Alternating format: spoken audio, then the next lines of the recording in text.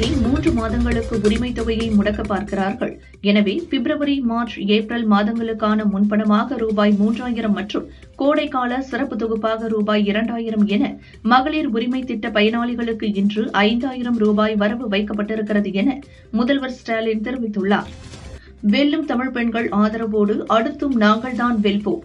திமுக 2.0 ஆட்சியில் 1000 ரூபாய் உரிமை தொகையை 2000 ரூபாயாக உயர்த்தி வழங்குவோம். இது எனது வாக்குறுதி என முதல்வர் ஸ்டாலின் தெரிவித்துள்ளார். பல தடைகள், சூழ்ச்சிகளை முறியடித்து 1,31,00,000 மகளிருக்கு 5000 ரூபாய் உரிமை தொகை வரவு வைத்துள்ளோம். மனம் நிறைவாக இருப்பதாக முதல்வர் ஸ்டாலின் கூறியுள்ளார். தமிழகத்தை நம்பர் 1 மாநிலமாக மாற்ற வேண்டும் என்ற பொறுப்புணர்வு எனக்கு கூடியுள்ளது என்றார். சட்டசபை தேர்தலை காட்டி மகளிர் உரிமை திட்டத்தை தடுக்க பார்த்தவர்கள் வாயடைத்து போகும் வகையில் 5000 ரூபாய் வரவு வைக்கப்பட்டிருக்கிறது. தமிழக பெண்கள் வெல்லும் தமிழ் பெண்களாக நடைபோட என்றும் துணை நிற்போம் என துணை முதல்வர் உதயநிதி கூறியுள்ளார். மகளிர் உரிமை தொகையை முடக்க பார்ப்பதாக முதல்வர் ஸ்டாலின் கூறுவது வேடிக்கையாக உள்ளதாக அதிமுக பொதுச் செயலாளர் எடப்பாடி பழனிசாமி தெரிவித்துள்ளார். மகளிர் உரிமை தொகை 5000 ரூபாய் வழங்கிய முதல்வர் ஸ்டாலினுக்கு நன்றி தெரிவித்து கரூரில் திமுக மகளிர் அணி மற்றும் தொண்டர் அணியினர் பட்டாசுகள் வெடித்தும் இனிப்புகளை வழங்கியும் கொண்டாடினர்.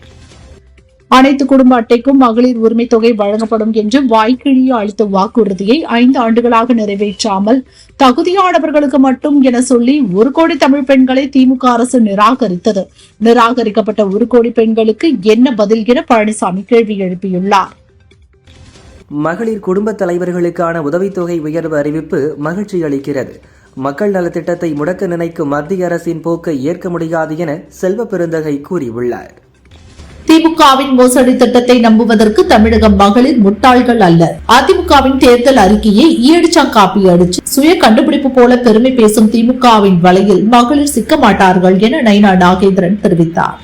முதல்வரின் இந்த 5000 ரூபாய் அறிவிப்பு முழுக்க முழுக்க அப்பட்டமான வாக்கு அரசியல், மக்களுக்கான துண்டு அரசியல் அல்ல என முன்னாள் அமைச்சர் வைகை செல்வன் தெரிவித்துள்ளார். 12 நாட்களில் 15000 கோடி ரூபாய்க்கு 4385 டெண்டர்கள் விடப்பட்டுள்ளன. தோல்வி பயத்தில் கிடைத்தவரை திமுக அரசு சுருட்டுகிறது என பாமக தலைவர் அன்புமணி விமர்சித்துள்ளார். பணத்தை கொடுத்து ஓட்டு வாங்கும் கலாச்சாரம் ஒழிய வேண்டும். திமுகவினர் கொள்ளையடித்து சேர்த்த பணத்தையெல்லாம் குப்பையில் தூக்கி போடணும். மக்கள் உங்கள் ஊழல் ஆட்சியையும் குப்பையில் தூக்கி போட போகிறார்கள் என தவிக தலைவர் விஜய் பேசினார். ஆட்சிக்கு வந்த பின் மக்களின் பிரச்சினைகளுக்காக எந்த எல்லைக்கும் சென்று போராட தயார் என விஜய் பேசினார். என்னை நம்பியுள்ள மக்களை ஏமாற்ற மாட்டேன் என்றார். மக்கள் விரும்பும் விஜய் வேண்டுமா? மக்கள் விரோத ஆட்சியை நடத்தும் ஸ்டாலின் வேண்டுமா? அவ்வளவுதான் இந்த சட்டசபை தேர்தலை. இதற்கு நடுவில் வேறு யாருமே கிடையாது என தவிக தலைவர் விஜய் சொன்னார். ஒரு பிரச்சனைக்காக 72 நாட்கள் விஜய் வீட்டை விட்டு வெளியே வரல. 15 நாள் அலுவலகத்தையே மூடிட்டு போயிட்டாங்க. ஒரு பிரச்சனையை சந்திக்கிற திறன் கூட விஜய் கிட்ட இல்லை என அதிமுக பொதுச் செயலாளர் பழனிசாமி விமர்சித்துள்ளார். விஜய் எனது நண்பர். ஆனால் கரூரில் 41 பேர் உயிரிழந்த போது அவர்களை பார்க்காமல் விட்டுவிட்டு சென்றவரை எப்படி தலைவனாக ஏற்க முடியும் என அதிமுக முன்னாள் அமைச்சர் SP வேலுமணி கேள்வி எழுப்பினார். விஜய் தன்னைத்தானே புகழ்ந்து கொள்கிறார். 4 சுவற்றுக்குள் சில அறிவுஜீவிகளை வைத்துக் கொண்டு பிதற்றிக் கொண்டிருக்கிறார் என அதிமுக துணை பொதுச் செயலாளர் முனுசாமி கூறியுள்ளார். சேலத்தில் தவிக தலைவர் விஜய் பங்கேற்ற கூட்டத்தில் சூரஜ் என்பவர் வலிப்பு ஏற்பட்டு மயங்கி விழுந்து இறந்தார். தவிக கூட்டத்திற்கு போனா இனிமேல் கையோடு சவப்பெட்டியையும் கொண்டு போக வேண்டும் என்பது உறுதி என அதிமுக கட்சியைச் சேர்ந்த கோவை சத்யன் விமர்சித்துள்ளார். சேலத்தில் நடைபெற்ற கூட்டத்தை காண வந்த சூரஜ் மாரடைப்பால் மரணமடைந்தது வேதனை அளிக்கிறது. இந்த எதிர்பாராத மரணத்திற்கு எங்களது ஆழ்ந்த இரங்கலை தெரிவித்துக் கொள்கிறோம் என தவிக இணை பொதுச் செயலாளர் CTR நிர்மல்குமார் தெரிவித்தார். சேலத்தில் நிருபர்களுக்கும் தவிக தொண்டர்களுக்கும் இடையே சிறிய மோதல் ஏற்பட்டதாக எங்களுக்கு தகவல் கிடைத்துள்ளது. அந்த சம்பவத்தால் நாங்கள் வருத்தமடைந்துள்ளோம். எதிர்காலத்தில் அப்படி நடக்கக்கூடாது என்று நாங்கள் விரும்புகிறோம் என நிர்மல்குமார் சொன்னார். தேர்தல் நேரத்தில்தான் கோடைக்கால நிதி வழங்கப்படுவதாக கூறப்படும் குற்றச்சாட்டுகள் தவறானவை.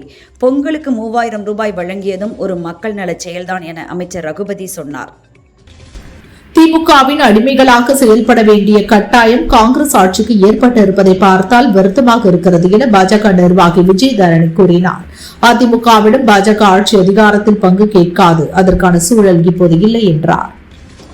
போக்குவரத்து நெரிசலால் பொதுமக்களுக்கு ஏற்படும் கூடுதல் பயண நேரம், எரிபொருள் செலவை தவிர்க்க தேசிய நெடுஞ்சாலைகளில் மேம்பால பணிகளை விரைந்து முடிக்க அரசு முன்வர வேண்டும் என்று பாமக நிறுவனர் ராமதாஸ் கூறியுள்ளார். குரூப் 2 தேர்வுகள் ரத்து செய்யப்பட்ட விவகாரத்தில் ஆரம்பகட்ட விசாரணையை தொடர்ந்து 2 உதவி பிரிவு அலுவலர்கள், 2 பிரிவு அலுவலர்கள் உட்பட 5 அதிகாரிகளை TNPSC சஸ்பெண்ட் செய்துள்ளது. பார்லி பட்ஜெட் கூட்டத்தொடரின் முதல் அமர்வு இன்றுடன் நிறைவு பெற்ற நிலையில் லோக்சபா, ராஜ்யசபா என இரு அவைகளும் மார்ச் 9ஆம் தேதிக்கு ஒத்திவைக்கப்பட்டன. தவறான தகவல்களை பரப்புவது, நாடகங்களை அரங்கேற்றுவதை தவிர ராகுல், காங்கிரஸ் வேறு எதையும் செய்யவில்லை. பிளவுபடுத்தும் அரசியலை ராகுல் செய்கிறார் என மத்திய கல்வித்துறை அமைச்சர் தர்மேந்திர பிரதான் தெரிவித்துள்ளார். ஆண்டுதோறும் கோடைக்காலம், மழைக்காலம் வரும். ஆனால் இந்த ஆண்டு மட்டும் தமிழக மக்கள் மீது அரசுக்கு அக்கறை ஏன் என கோவில்பட்டியில் முன்னாள் அமைச்சர் கடம்பூர் ராஜு கேள்வி எழுப்பினார். ஆட்சியில் பங்கு உண்டா என திமுக கூட்டணியில் பட்டிமன்றம் நடத்துகிறது என்றார். தமிழகத்தில் அதிமுக ஆட்சிக்கு வந்தவுடன் கனிம வள கொள்கைக்கு துணை போன அதிகாரிகள், அதனை செய்தவர்கள் மீது சட்டப்படி நடவடிக்கை எடுப்போம் என அதிமுக பொதுச் செயலாளர் எடப்பாடி பழனிசாமி தெரிவித்தார். மகளிர் உரிமை தொகை ரூபாய் 5000 வரவு வைக்கப்பட்டது. தமிழக பெண்களுக்கு இன்ப அதிர்ச்சி கொடுத்துள்ளது. எதிர்க்கட்சிகள் கோர்ட் மூலம் இத்திட்டத்திற்கு தடை வாங்க முயற்சி செய்வார்கள் என்பதால் முன்கூட்டியே வரவு வைக்கப்பட்டுள்ளது என அமைச்சர் ரகுபதி சொன்னார். கடந்த 5 ஆண்டு ஆட்சியில் புதுச்சேரி 20 ஆண்டுகள் பின்னோக்கி போய்விட்டது என புதுச்சேரி முதல்வர் ரங்கசாமி குற்றம் சாட்டினார். தமிழக அரசு செயல்படுத்தும் மகளிர் உரிமை தொகை திட்டத்தின் மூலம் குடும்ப தலைவிகளுக்கு நிதி உதவி வழங்கப்படுவது ஒரு முக்கியமான முன்னேற்றம். இந்த முயற்சிகள் தொடர்ந்து வலுப்பெறட்டும் என காங்கிரஸ் MP மாணிக்கம் தாக்கூர் கூறியுள்ளார். 1000 கைகள் மறைத்து நின்றாலும் ஆதவன் மறைவதில்லை. அதுபோலதான் சூரியனை எந்த கையும் மறைக்க முடியாது என அமைச்சர் ரகுபதி கூறியுள்ளார். பெண்கள் அதிகாரமடைதல் ஒரு கோஷம் அல்ல, அது ஒரு பொறுப்பு. மகளிர் உரிமை தொகை ஒரு முக்கியமான முன்னேற்றமாகும் என காங்கிரஸ் MP மாணிக்கம் தாகூர் கூறியுள்ளார். சேலம் கூட்டத்தில் பங்கேற்ற தவிக தலைவர் விஜய்க்கு வேல், சாட்டை மற்றும் செங்கோல் பரிசாக வழங்கப்பட்டது. மக்கள் ஏற்கனவே டெலீட் செய்தவர்களை நாம் ஏன் எதிர்க்க வேண்டும், இருட்டில் இருப்பவர்களை நோக்கி நாம் ஏன் கல் எறிய வேண்டும் என அதிமுகவை விமர்சித்து விஜய் பேசினார். சட்டம் ஒழுங்கு, பெண்கள் பாதுகாப்பு, இளைஞர்களின் வேலைவாய்ப்பு என மொத்தத்தில் ஸ்டாலின் ஆட்சியே அவுட் ஆஃப் கண்ட்ரோல் என முதல்வர் ஸ்டாலினை விமர்சித்து விஜய் பேசினார். அடுத்தவர்கள் ஆரம்பித்த கட்சியில் இருந்து கொண்டு அரசியல் செய்பவர்களுக்கு ஒரு சவால். என்னை போல் தனியாக கட்சி ஆரம்பித்து 1% ஓட்டு வாங்க தில் இருக்கிறதா, திராணி இருக்கிறதா என தவிக தலைவர் விஜய் சவால் விடுத்தார். நாங்கள் எந்த கட்சியையும் அழிக்கவோ ஒழிக்கவோ அரசியலுக்கு வரவில்லை. மற்றவர்களைப் போல் வெறுப்பு அரசியல் செய்யவும் வரவில்லை. மக்களுக்காக நன்றி கடன் செலுத்தவே அரசியலுக்கு வந்துள்ளேன் என விஜய் கூறினார். எங்கள் ஓட்டு எங்கள் உரிமை, யாரும் விலைக்கு வாங்க முடியாது. எங்க ஓட்டு விசில் சின்னத்துக்கே என சேலத்தில் நடந்த கூட்டத்தில் நிர்வாகிகளுடன் உறுதிமொழி ஏற்றுக்கொண்டார் விஜய். உங்க பணம் தான், எவ்வளவு தந்தாலும் வாங்கிக்கோங்க, வாங்கிட்டு அவங்க காதல விசில் ஊதி அனுப்புங்க என சேலத்தில் நடந்த கூட்டத்தில் தவிக தலைவர் விஜய் பேசினார். தமிழக மக்களின் ஆதரவுடன் இன்னும் 3 மாதங்களுக்குள் அமையவுள்ள அதிமுக ஆட்சியில் குலவிளக்கு திட்டம் மூலம் அனைத்து குடும்ப தலைவிக்கும் மாதம் 2000 ரூபாய் வழங்கும் எனது வாக்குறுதி அமல்படுத்தப்படும் என எடப்பாடி பழனிசாமி உறுதியளித்துள்ளார். 28 மாதங்களாக 1000 ரூபாய் கொடுக்காமல் இழுத்தடித்த ஸ்டாலின் தற்போது 3 மாத தொகையோடு சேர்த்து கோடைக்கால சிறப்பு தொகை கொடுக்கிறாராம். 2024, 2025 ஆண்டுகளில் நமக்கு கோடைக்காலமே வரவில்லையா என அதிமுக பொதுச் செயலாளர் பழனிசாமி கேள்வி எழுப்பியுள்ளார். புதிதாக கோடைக்கால சிறப்பு தொகை ரூபாய் 2000 என திடீரென அறிவித்தது எப்படி? இந்த ஆண்டு மட்டும்தான் கோடைக்காலம் வருகிறதா? வழக்கமாக மாதந்தோறும் 15ஆம் தேதி வரவு வைக்கப்படும் மகளிர் உரிமை தொகை 13ஆம் தேதியே வரவு வைக்கப்பட்டது ஏன் என தவிக தலைவர் விஜய் கேள்வி எழுப்பியுள்ளார். முதல்வரின் மகளிர் உரிமை தொகையை வரவேற்ற காங்கிரஸ் MP ஜோதிமணி அடுத்த 2 மாதங்களுக்கு சகோதரிகள் கையில் உரிமை தொகை கிடைக்கக்கூடாது என்று சதி செய்த தேசிய ஜனநாயக கூட்டணியின் திட்டத்தை முதல்வர் ஸ்டாலின் முறியடித்துள்ளார் என்றார். தமிழ்நாடு என்றால் அது மகளிர் நாடு என்பதை மீண்டும் உறுதி செய்திருக்கிறது முதல்வர் ஸ்டாலின் தலைமையிலான அரசு என்கிறார் உதயநிதி. ஆட்சி கையை விட்டு போவது உறுதியானதை உணர்ந்து கொண்ட திமுக தோல்வியின் வெளிப்பாடாக மகளிர் உரிமை தொகை என 5000 ரூபாய் கொடுத்துள்ளது என பாமக தலைவர் அன்புமணி விமர்சித்துள்ளார். முதல்வர் ஸ்டாலின் தேர்தலில் தோற்றுப்போவோம் என்ற பதற்றத்தில் இந்த அறிவிப்பை வெளியிட்டுள்ளார் என தமிழிசை கூறியுள்ளார். மாதம் 2000 வழங்கப்படும் என எடப்பாடி பழனிசாமி ஏற்கனவே அறிவித்துள்ளார் என்றும் குறிப்பிட்டார். நாட்டின் பொருளாதாரம் வீழ்ச்சியடையாமல் தடுப்பதில் கிராமப்புற பெண்களின் பங்கு முக்கியமானது. முதல்வர் ஸ்டாலின் மகளிர் உரிமை தொகையை முன்கூட்டியே வழங்கியதற்கு மிக சிறப்பான அறிவிப்பு என்கிறார் விசிக எம்பி ரவிக்குமார். தாவேக நிர்வாகிகள் சந்திப்பு நிகழ்ச்சிக்காக சென்னையிலிருந்து தனி விமானம் மூலம் விஜய் சேலம் விமான நிலையம் வந்தடைந்தார். அங்கிருந்து கார் மூலம் நிகழ்ச்சி திடலுக்கு சென்ற விஜய்க்கு சாலையில் திரண்டிருந்த தாவேக தொண்டர்கள் வழிநெடுகிலும் உற்சாக வரவேற்பளித்தனர். சேலம் சீலநாயக்கன்பட்டியில் நடக்கும் தாவேக நிர்வாகிகள் சந்திப்பு நிகழ்ச்சியில் பங்கேற்பதாக அக்கட்சித் தலைவர் விஜய் பனையூரில் உள்ள வீட்டிலிருந்து புறப்பட்டு சென்றார். வங்கதேச பார்லிமெண்ட் தேர்தலில் வங்கதேச தேசிய கட்சியை தீர்க்கமான வெற்றிக்கு இட்டுச் சென்ற தாரிக் ரஹ்மானுக்கு மனமார்ந்த வாழ்த்துகள். ஜனநாயக மற்றும் அனைவரையும் உள்ளடக்கிய வங்கதேசத்திற்கு இந்தியா தொடர்ந்து ஆதரவளிக்கும் என பிரதமர் மோடி தெரிவித்துள்ளார். மகளிர் உரிமைத் தொகை 5000 ரூபாய் வரவு வைத்து தேர்தல் மாயையை உருவாக்க திமுக அரசு முயற்சி செய்கிறது என தமாக தலைவர் ஜி.கே. வாசன் கூறியுள்ளார். மன் கி பாத் மூலம் நமது மக்களின் சமூக வலிமையை வெளிக்கொணர்வதில் ரேடியோவின் திறனை நான் நேரடியாக அனுபவித்திருக்கிறேன். இந்த ஊடகத்துடன் தொடர்புடைய அனைவரின் முயற்சிகளையும் அங்கீகரிக்கும் நாள் இது என உலக ரேடியோ தினத்தையொட்டி பிரதமர் மோடி கூறியுள்ளார். தாவேக நிர்வாகிகள் கூட்டத்திற்காக சேலம் வந்தடைந்த விஜயின் பிரச்சார வாகனத்தை மலர் தூவி பட்டாசு வெடித்து தாவேக நிர்வாகிகள் வரவேற்றனர். பொள்ளாச்சி கரிவரதராஜ பெருமாள் கோவிலில் நடந்த ஸ்ரீ விஷ்ணுபதி புண்ணிய காலம் நிகழ்வில் திரளான பக்தர்கள் கலந்து கொண்டு 27 முறை கொடிமரத்தை சுற்றி வந்து பெருமாளையும் தாயாரையும் தரிசனம் செய்தனர். பாஜக மாநில முன்னாள் தலைவர் அண்ணாமலைக்கு மாநில அளவில் சக்தி கேந்திர அமைப்பை நிர்வகிக்கும் பொறுப்பு வழங்கப்பட்டுள்ளது. பொறுப்பேற்ற முதல் நாளே வரும் 17 முதல் 28ஆம் தேதி வரை தெருமுனை கூட்டங்கள் நடத்த சக்தி கேந்திர அமைப்புகளுக்கு உத்தரவிட்டுள்ளார். ஸ்டாலினின் விருப்பத்திற்கேற்ப தமிழக தேர்தல் முடிவுகள் இருக்காது. எந்த இன்ஜின் எப்படி உள்ளது என்று இன்னும் 2 மாதத்தில் தெரிந்துவிடும் என பாஜக மாநில முன்னாள் தலைவர் பொன் ராதாகிருஷ்ணன் தெரிவித்துள்ளார். சட்டசபை தேர்தலை முன்னிட்டு ஜெயலலிதா பிறந்த நாளான பிப்ரவரி 24இல் முதற்கட்ட வேட்பாளர் பட்டியலை வெளியிட அதிமுக பொதுச் செயலாளர் பழனிசாமி திட்டமிட்டுள்ளார். தமிழக சட்டசபை தேர்தலில் பாஜக போட்டியிடும் தொகுதிகளை இன்று திருச்சி வரும் மத்திய அமைச்சர் அமித்ஷா தேர்வு செய்ய உள்ளார். சேலத்தில் இன்று தாவேக தலைவர் விஜய் நிர்வாகிகள் சந்திப்பு கூட்டம் நடத்துகிறார். திறந்த வாகனத்தில் நின்றபடி நிர்வாகிகளிடம் பேச உள்ளார். சட்டசபை தேர்தலை முன்னிட்டு இன்றைய கூட்டத்தில் என்ன பேசப் போகிறார் என்ற எதிர்பார்ப்பு அதிகரித்துள்ளது. கரூரில் கல்குவாரி குறித்து செய்தி சேகரித்த தனியார் தொலைக்காட்சி நிருபர் கதிரவன், கேமராமேன் செபாஸ்டியன் உள்பட 5 பேரை தாக்கிய வழக்கில் ஸ்ரீரங்கம் திமுக எம்எல்ஏ பழனியாண்டிக்கு கரூர் கோர்ட் ஜாமீன் வழங்கியது. சென்னை மாநகராட்சியில் வளர்ப்பு நாய்களுக்கு உரிமம் பெறாதோரின் வீடுகளுக்கு சென்று அபராதம் விதிக்கும் நடவடிக்கை இன்னும் ஓரிரு வாரங்களில் தொடங்கவுள்ளதாக கால்நடை பிரிவு அலுவலர் கமால் ஹுசைன் தெரிவித்துள்ளார். திருப்பதி ஏழுமலையான் கோவிலில் எடப்பாடி பழனிசாமி தரிசனம் செய்தார். கூட்டணி கட்சிகளை ஒருங்கிணைத்து தேர்தல் பிரச்சார பணிகளை மேற்கொள்ள உள்ளதால் முன்னதாக ஏழுமலையான் ஆசிக்காக வந்துள்ளதாக உடன் வந்தவர்கள் தெரிவித்தனர். தமிழ்நாடு சத்துணவு அங்கன்வாடி சங்கங்களின் கூட்டமைப்பு சார்பில் கோவை தெற்கு தாலுகா அலுவலகம் முன் அங்கன்வாடி ஊழியர்கள் வாய்மூடி உண்ணாவிரத போராட்டத்தில் ஈடுபட்டனர். மத்திய உள்துறை அமைச்சர் அமித்ஷா வருகையை முன்னிட்டு காரைக்கால் மாவட்டம் முழுவதும் நாளை ட்ரோன்கள் பறக்க தடை விதிக்கப்பட்டுள்ளது. தேனியில் ஆளும் அரசு அறிவித்த தேர்தல் வாக்குறுதிகளை நிறைவேற்ற வலியுறுத்தி சத்துணவு மற்றும் அங்கன்வாடி பணியாளர்கள் போராடி வருகின்றனர். தொடர் போராட்டத்தின் 10ஆம் நாளில் தலையில் முக்காடு போட்டும் ஒப்பாரி வைத்தும் கலெக்டர் ஆபீஸ் அருகே நூதன முறையில் போராடினர்.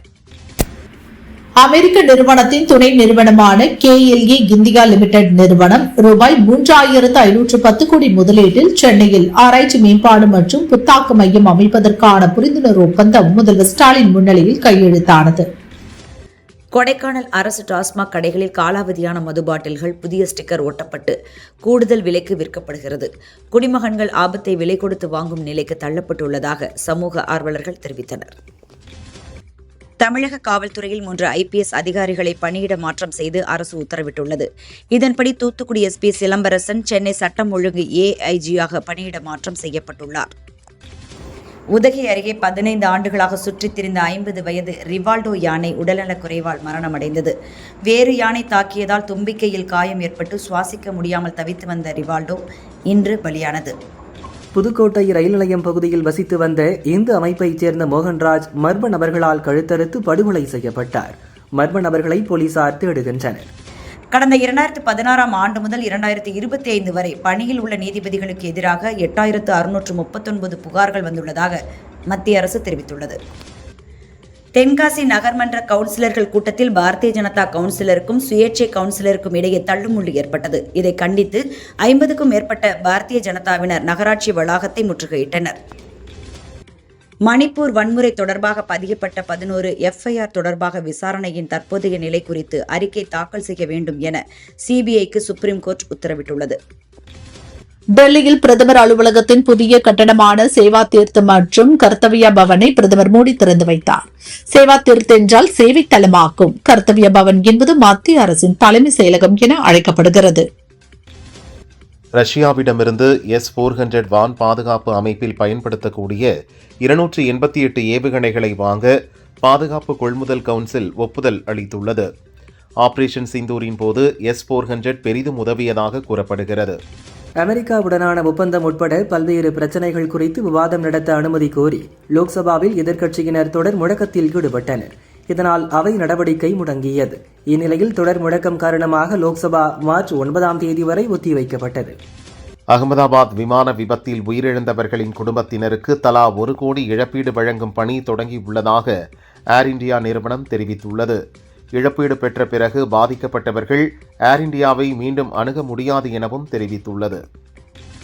அணுசக்தி துறையில் தனியார் பங்களிப்புக்கு அனுமதி அளித்து மத்திய அரசு சட்டம் கொண்டு வந்தது. இதையடுத்து அதானி குழுமம் அதானி அணுசக்தி லிமிடெட் என்ற புதிய துணை நிறுவனத்தை தொடங்கியுள்ளது. தங்கம் விலை இன்று சவரனுக்கு 1600 ரூபாய் குறைந்து ஒரு சவரன் 1,15,200 ரூபாய்க்கும், கிராமுக்கு 200 ரூபாய் குறைந்து 14,400 ரூபாய்க்கும் விற்பனையாகிறது. வெள்ளி விலை கிராமுக்கு 20 ரூபாய் குறைந்து 280 ரூபாய்க்கு விற்கப்படுகிறது. கர்நாடக மாநிலம் பெங்களூரு ஹோஸ்கோட் டபாஸ்பேட்டை தேசிய நெடுஞ்சாலையில் லாரி, பைக் மற்றும் கார் மோதிய விபத்தில் 7 பேர் பலியானார்கள். சட்டசபை தேர்தல் முன்னேற்பாடுகள் குறித்து அனைத்து மாவட்ட கலெக்டர்கள் மற்றும் எஸ்பிக்களுடன் துணை தேர்தல் கமிஷனர்கள் குழு இன்று ஆலோசனை நடத்துகிறது. காளஹஸ்தி திருப்பதி மாவட்டம் ஸ்ரீ காளஹஸ்தி சிவன் கோயில் மகா சிவராத்திரி பிரம்மோற்சவ விழாவில் இன்று காலை அம்ச வாகனத்தில் ஸ்ரீ காளஹஸ்தீஸ்வரரும், யாளி வாகனத்தில் தாயாரும் 4 மாட வீதிகளில் வலமாக வந்து அருள் பாலித்தனர். கடலூர் திருப்பாதிரி புலியூர் முத்தாலம்மன் கோவில் 99ஆம் ஆண்டு செடல் திருவிழாவில் இன்று தேரோட்டம் கோலாகலமாக நடந்தது. ஏராளமான பக்தர்கள் பங்கேற்று தேரை வடம்பிடித்து இழுத்து நேர்த்திக்கடன் செலுத்தினர். வங்கதேசத்தில் நடந்த தேர்தலில் மெஜாரிட்டிக்கு தேவையான 151 தொகுதிகளில் கலிதா ஜியாவின் வங்கதேச தேசியவாத கட்சி வெற்றி பெற்றது. வங்கதேச தேசியவாத கட்சி ஆட்சி அமைப்பது உறுதியானது. இதை அந்த கட்சியினர் கொண்டாடி வருகின்றனர். சீனாவின் ஷாங்காய் நகரில் உள்ள முக்கிய சாலை ஒன்று திடீரென உள்வாங்கியதால் மிகப்பெரிய பள்ளமாக உருவாகியது. அருகில் இருந்த கட்டிடங்களில் சிறிய அளவில் பாதிப்பு ஏற்பட்டது. இந்த விபத்தில் உயிர்ச்சேதம் ஏதும் இல்லை என கூறப்படுகிறது. சீனாவுடனான எங்கள் உறவு இப்போது நன்றாக உள்ளது. அவருக்கும் எனக்கும் இடையே நல்ல உறவு இருப்பது முக்கியம் என அமெரிக்க அதிபர் டிரம்ப் கூறினார். எகிப்து பிரமிடுகளில் உள்ள மன்னர்களின் கல்லறைகளில் 2000 ஆண்டுகள் பழமையான தமிழ் பிராமி எழுத்துக்கள் பொறிக்கப்பட்ட கல்வெட்டுகள் கண்டுபிடிக்கப்பட்டுள்ளன. 2000 ஆண்டுகளுக்கு முன் தமிழர்கள் கடல் கடந்து வணிகம் செய்தது உறுதியாகியுள்ளது. AI தொழில்நுட்பத்தை பயன்படுத்தும் நிறுவனங்கள் பட்டியலில் உலக அளவில் இந்தியா 2ஆம் இடத்தில் உள்ளதாக ஜெட்ஸ்கேலர் நிறுவனம் தெரிவித்துள்ளது. பெங்களூரு சின்னசாமி கிரிக்கெட் மைதானத்தில் IPL போட்டிகள் நடத்த கர்நாடக அமைச்சரவை ஒப்புதல் அளித்துள்ளது. மொத்தம் 35,000 பார்வையாளர்கள் வரை மட்டுமே அனுமதிக்க வேண்டும் என்றும் தெரிவித்துள்ளது. பெரிய பட்ஜெட்டில் எடுக்கப்பட்ட ஜனநாயகன் திரைப்படம் வெளிவராதது வருத்தம் அளிக்கிறது. விரைவில் வெளியாகும் என்று நம்பிக்கை அளிக்கிறது என இயக்குநர் கார்த்திக் சுப்புராஜ் கூறினார். நடிகர் தனுஷ் நடிகை மிருணால் தாக்கூர் காதலிப்பதாகவும் நாளை காதலர் தினத்தில் திருமணம் செய்யப்போவதாகவும் செய்தி பரவியது. இது பற்றி மிருணால் கூறும்போது, பிப்ரவரி 14 ஏப்ரல் 1க்கான முட்டாள்கள் தினமாக மாறப்போகிறது. யார் இதை ஆரம்பித்தது என தெரியவில்லை. திருமணம் குறித்து நான் உறுதி செய்தேன் என்று சிலர் செய்தி பரப்பியதை பார்த்தபோது பயமாக இருக்கிறது என்றார். பிரசாந்த் வர்மா இயக்கத்தில் தேஜா சஜா நடிப்பில் 2024 வெளியாகி வரவேற்பை பெற்ற தெலுங்கு படம் ஹனுமான். இதன் 2ஆம் பாகம் ஜெய் ஹனுமான் என்ற பெயரில் உருவாகிறது.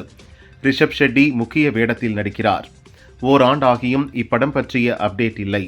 இப்போது பிப்ரவரி 22 கர்நாடகாவின் ஹம்பியில் பூஜையுடன் துவங்குகிறது. மார்ச்சில் படப்பிடிப்பை ஆரம்பிக்கின்றனர். இயக்குனர் அபிஷன் ஜீவன் ஹீரோவாக அறிமுகமான வித் லவ் படம் சமீபத்தில் வெளியாகி வரவேற்பை பெற்றது. இந்த படத்தின் நன்றி விழாவில் பேசிய இவர், அதிகாரப்பூர்வமாக அறிவிப்பதற்கு முன்பு இப்போதே நான் சொல்லிவிடுகிறேன், தயாரிப்பாளர்கள் சௌந்தர்யா, ரஜினிகாந்த், மகேஷ் ஆகியோருடன் இணைந்து நான் மீண்டும் ஒரு படம் செய்ய இருக்கிறேன் என்றார். பொன்னியின் செல்வன் பாகம் 2 படத்தின் வீரராஜ வீரப்பாடல் சிவஸ்துதி பாடலின் விட்டுப்போல் உள்ளதாக தொடர்ந்த வழக்கில் இசையமைப்பாளர் AR ரகுமான் ரூபாய் 2 கோடி செலுத்த சுப்ரீம் கோர்ட் உத்தரவிட்டுள்ளது. நடிகர் விஜய் தேவரகொண்டா, நடிகர் ராஷ்மிகா மந்தனா ஆகியோர் வரும் பிப்ரவரி 26 ராஜஸ்தானின் உதய்பூரில் அரண்மனை ஹோட்டலில் திருமணம் செய்யப் போவதாக தகவல் வெளியாகியுள்ளது. இவர்களது திருமண வைபவத்தை OTT நிறுவனம் ஒன்று அதிக விலைக்கு கேட்டதாகவும், அது தங்களது தனிப்பட்ட நிகழ்வு, அதனால் அதை விற்க விரும்பவில்லை இருவரும் சொன்னதாக தகவல் வெளியாகியுள்ளது. டி. ராஜேந்தர் இயக்கம், நடிப்பு, தயாரிப்பு, இசையில் நளினி கங்கா நடித்து 1983 வெளியாகி வரவேற்பை பெற்ற படம் உயிருள்ளவரை உஷா. இந்த படம் இன்று ரீ-ரிலீஸ் ஆகி உள்ளது. இதையொட்டி சிம்பு வெளியிட்ட பதிவில், உணர்வுபூர்வ கதை, சிறப்பான நடிப்பு, மறக்க முடியாத இசை என இப்படம் பார்வையாளர்கள் மத்தியிலும் என்னிடமும் ஒரு ஸ்பெஷல் இடத்தை பிடித்துள்ளது. இந்த கிளாசிக் படம் மீண்டும் கொண்டாடப்படும் என குறிப்பிட்டுள்ளார். 2002 முதல் காதலிக்க ஆரம்பித்து 2012 திருமணம் செய்தனர் நடிகர் ரிதேஷ் தேஷ்முக், நடிகை ஜெனிலியா ஜோடி. காதலர் தினத்தையொட்டி ரிதேஷ் வெளியிட்ட பதிவில், 24 ஆண்டுகளுக்கு முன் நமது இதயங்கள் ஒன்றிணைந்து ஒருவரை ஒருவர் விட்டு போகக்கூடாது என முடிவெடுத்தன. என் சாதனையும் நீதான், என் கனவு நனவானது, என்னை தேர்ந்தெடுத்ததற்காக தினமும் உனக்கு நன்றி சொல்கிறேன். என் தோழி, காதலி, எல்லாமும் நீயே. உன் மீது எல்லையில்லா காதலுடன் இருக்கிறேன் ஜெனிலியா என தெரிவித்துள்ளார்.